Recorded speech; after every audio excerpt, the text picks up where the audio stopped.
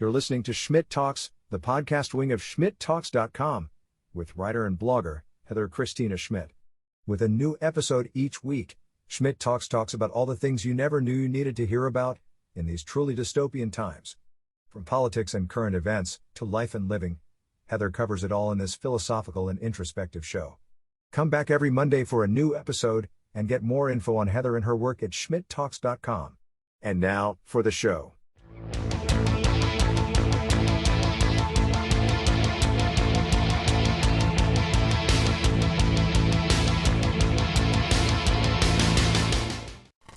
Welcome to Schmidt Talks, the podcast wing of my long-running blog at schmidttalks.com. My name is Heather Christena Schmidt. I'm a mom, a writer, and a critic of, well, everything. I'm new to this podcast thing, so if you notice little changes or tweaks here or there, that's just me working out the kinks. That said, I love feedback, even if it's negative, so head to my website or my social media channels, click contact, or slide into my DMs the innocent way. The first season of Schmidt Talks is entitled Words Matter. I'm a believer that our words have largely lost their meaning in this strange and dystopian world we find ourselves in. In post-truth, everything is absurd, and a word is only as valuable as you allow it to be. It's really pretty crazy when you think about it. Now look, that may work for you, but for a functioning society that is not on the brink of collapse, we've got to do better. Words have meaning. They matter. Each week we'll digest a word or two, mostly about political stuff, but no topic is off the table. Because this is how we get back to some normalcy, how we get to some truth beyond the post-truth. This week, our word is really a term, or maybe it's a group. Groups? Political parties.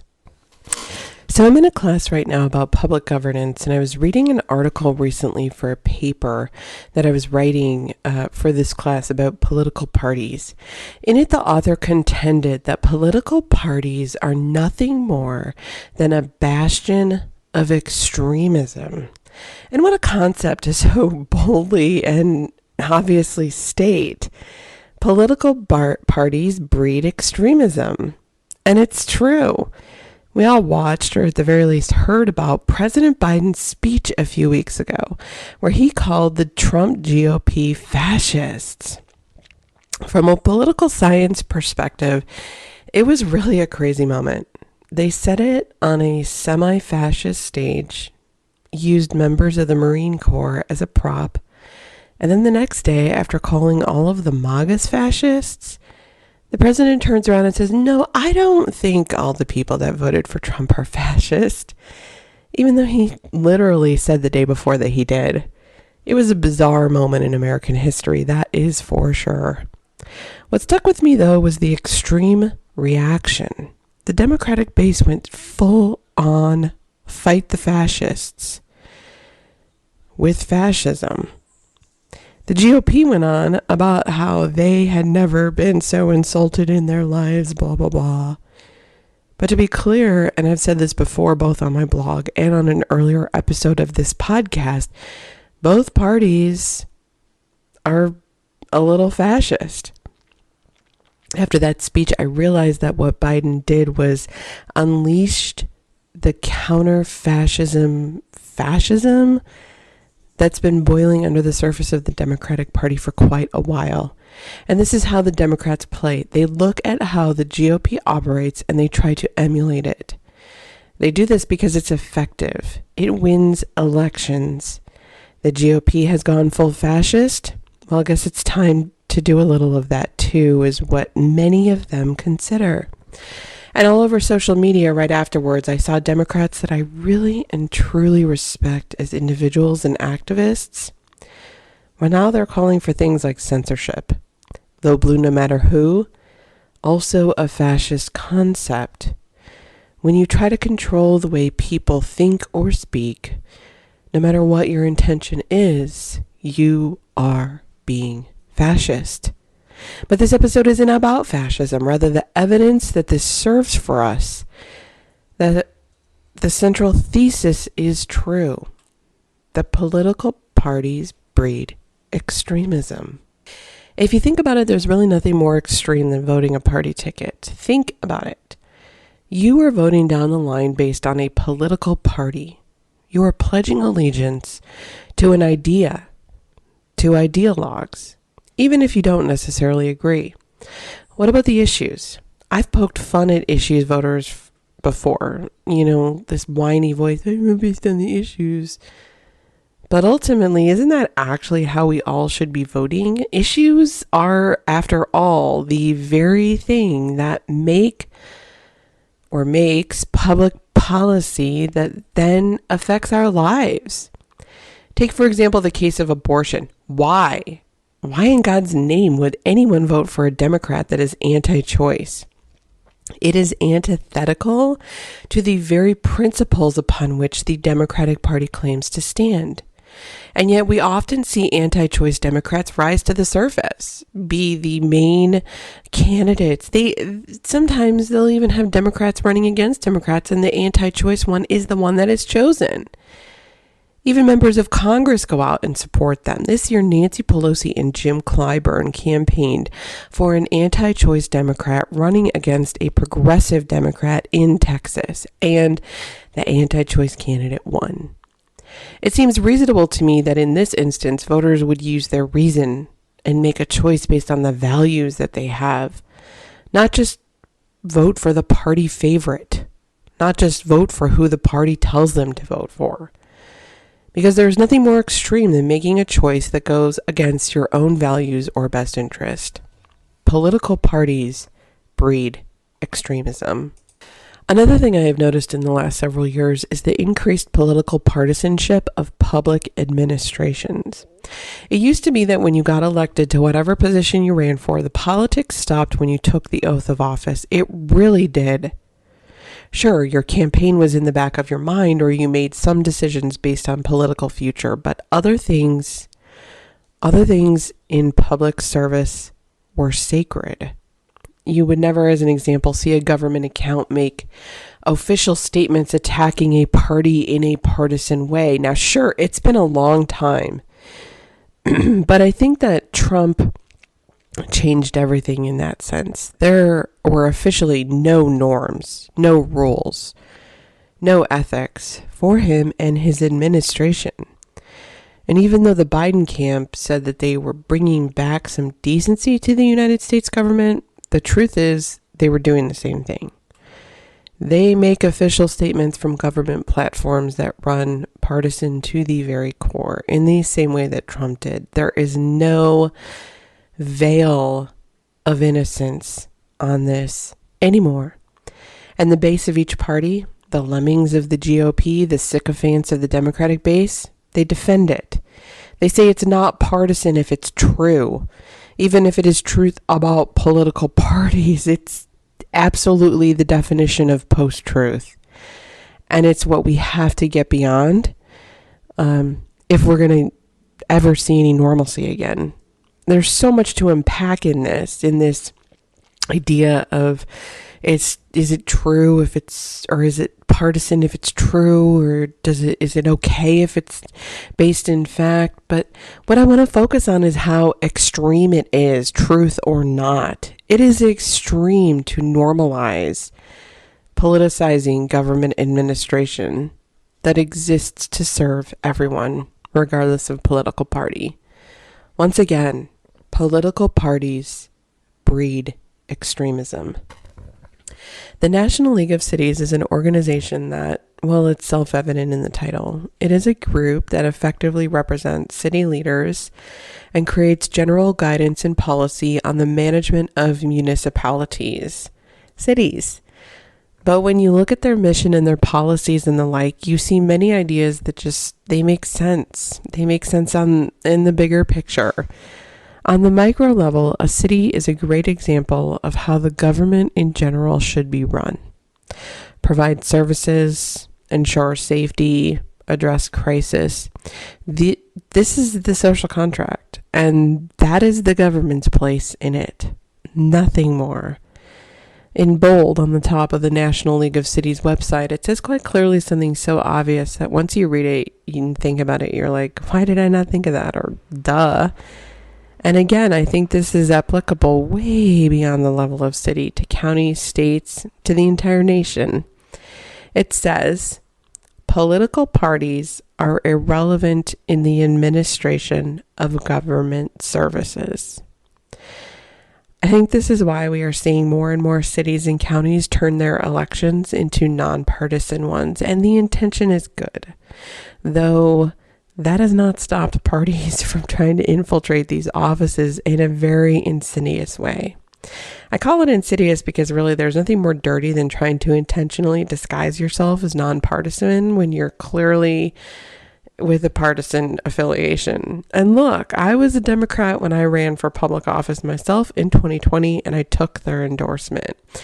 The thing that was crazy about it, though, was that I was not a party insider, and my opponent, who was a member of the local GOP, called himself an independent, put the word independent and nonpartisan on his signs, tried to call me out as a Democrat, all the while was like a MAGA Trump. I mean, it was insanity, and this is going on everywhere. Since then, I have re-registered as no party preference because I know and I see this dirty game that is being played with the public, and I think it's wrong. I knew it was going on for years, just in the back of my mind. Shortly after the election, I remembered when I was working on an internship with the Democratic campaigns over a decade ago, I attended a conference where one of the main speakers talked about what they called the Red Scare. It was this idea that the GOP had hatched a plan to take over local nonpartisan seats in an effort to turn communities red. And then their whole idea was that they would affect larger voting blocks and races by doing so. We're talking get Republicans into county seats, city seats, into water boards, into school boards. And if you look at what's going on at school boards all over the country right now, you can see that it's happening. The Democratic Party's plan, fight fire with fire. This is what they always do. Today they fight fascism with fascism. Back then it was fight the Red Scare with a blue wave. And that's what it has been since. Here we are today. Nonpartisan races are highly partisan, perhaps more partisan than ever. But the public does not seem to understand that. And very few election officials, many of whom have become partisan themselves, require candidates to declare their political affiliations either. It is incredibly insidious. It is dangerous beyond all reason when you really think about it. And it's pretty damn extreme. So what's the solution? Because we can't just keep sitting and pointing out evidence that political parties are breeding extremism into oblivion, because we will be here forever. There is a mountain of evidence to the point that it is self-evident. Well, first, I think that voters need to wake up. Wake up. A substantial portion of America, and growing, does not identify with a political party anymore because they recognize that political parties are extreme. This is a fact. The data shows us that the nonpartisan or no party preference or so-called independent voter bloc has been growing. The problem is that a lot of them tend to assume that because they are done with party politics, that the government is done with party politics, and that's just not the case. And thus, they are asleep at the wheel. So it's time to wake up. Consequently, we, the public for whom these clowns are supposedly being elected to serve, we should be demanding a much greater level of rapid and de-escalating in terms of partisanship elections. We deserve more choices. We deserve ranked choice voting. We deserve our government to be nonpartisan in the sense that they administer services irrespective of political party. You really cannot change from within, though. If you don't believe me, just look at AOC. This idea that people who want to do the right thing will bring election reform by being elected themselves, that's a dead issue. It's time to stop barking up that tree. If you still don't believe me, just look up how much time, effort, money, and legislation both the GOP and the Democratic Party has spent over the years suppressing third parties. If they're so irrelevant, why suppress them? The solution, as I see it, as far as elections are concerned, is by forcing election reform on them from the outside. Propositions, protest, neither of those require input of elected officials at all. We also all must call out partisanship being where it should not be. Ask the media to do it, and when they won't, do it yourself. As an example, every time the White House's official government Twitter account posts about MAGA Republicans using that terminology, I politely and publicly call it out as an ethics violation, because it is. This year, I plan to go to every single candidate for local office on the ballot in my community, at forums and at candidate events, and ask them to publicly state their political party. Personally, I believe this should be listed on the ballot, even if the office is a nonpartisan one. These little things are the only way that we will root out partisanship in the administration of public services. Perhaps more importantly, we've got to expect more from our education sector. I don't mean more from teachers. They do enough. I mean more from administrators and school boards. The so-called dumbing down of America is how we got to this point to begin with.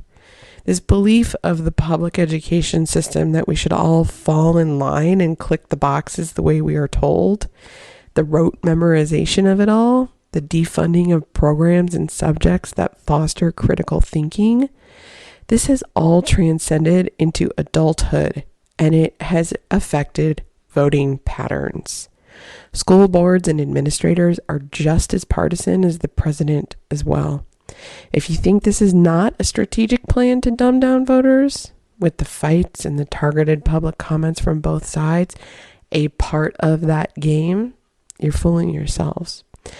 And that's ultimately what you need to look at, to look no further for evidence to my point, that political parties breed extremism, that this is extremism ruling our country, ruling our counties, ruling our states, ruling our cities. The screaming and shouting at school board members, both elected and appointed, that only punctuates what political parties have become today. This podcast isn't Heather's Politics Hour, though, at least not this season. This season is Words Matter. What does political party, the word, actually mean?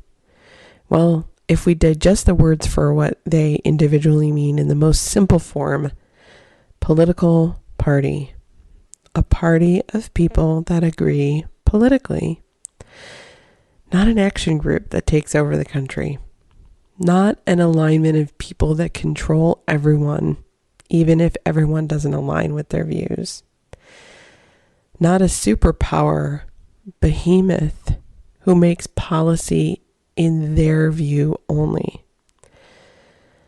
not a partisan group that administers services. It's just a party of people that agree. We, and I mean that in a general public sense of the term, we have let political parties redefine themselves into a position that is both extreme and maniacal. It is too powerful.